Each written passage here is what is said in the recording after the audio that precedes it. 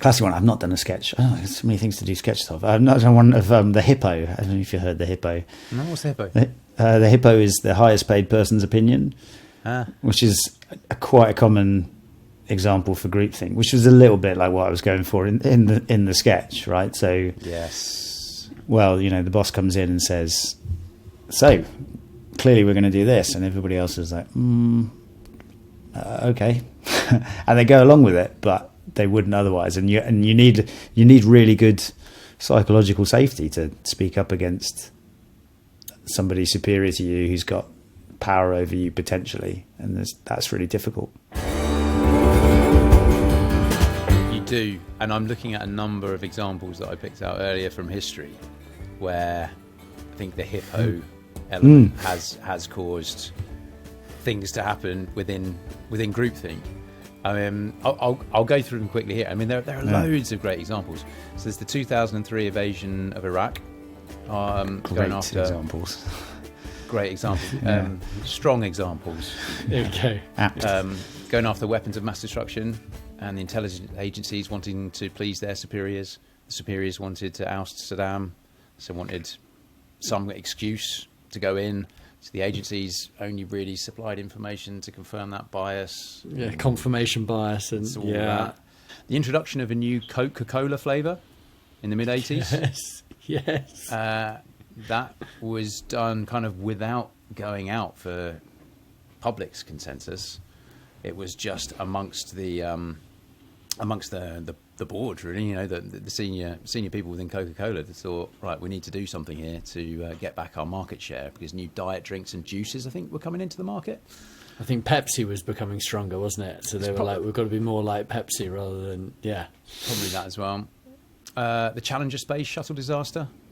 The engineers voiced concerns over the O-ring seal that was later found to have been the failure, and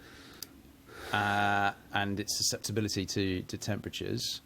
And the design group leaders were desperate to keep the project on schedule, so they put their utter faith in NASA's safety protocols and safety systems at the time, which had led to the O-rings being signed off as being okay.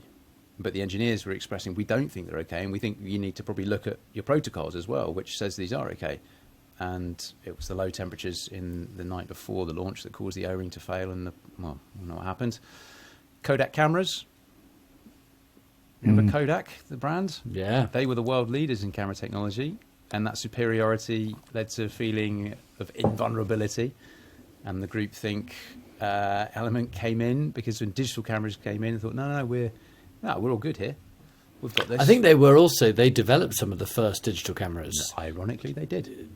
They were like, they could have been the leaders of that, but yet they really, what they were is obviously makers of film and silver nitrate and all that sort of stuff. So and they didn't want to switch. And world leaders in that, I thought, no, these are incredibly lucrative for us. We'll stick with this. And then a couple of very quick, more cultural ones. So Lord of the Flies. 1954 novel by William Golding. Piggy. Exactly. Ultimately led to the murder of Piggy. It was a fictional book rather than an accurate, but it felt very real. It's classic groupthink. Yeah. And a last one, do you remember the Ice Bucket Challenge? Yes. For ALS. Amyotrophic lateral sclerosis. Yes. Also known as motor neuron disease. Yes. So it started off in the US, and the ALS Association, well, it started a thing where you'd get sponsored to do the Ice Bucket Challenge. You know, you get someone to tip a load of ice over you, and then you nominate other people. So it's incredibly profitable. Profitable. It raised a lot of funds for ALS, which is great. But most people had absolutely no idea why they were doing it by the time social media got on, and 5 people nominate another 5 people, nominate another 5 people. People didn't know why they're doing it. It's just that, okay, that's what everyone's doing for social media. Challenge. I'll stick it up on Instagram. Here we go. Yeah, there you go. Just some examples. I mean, these are really big, important things.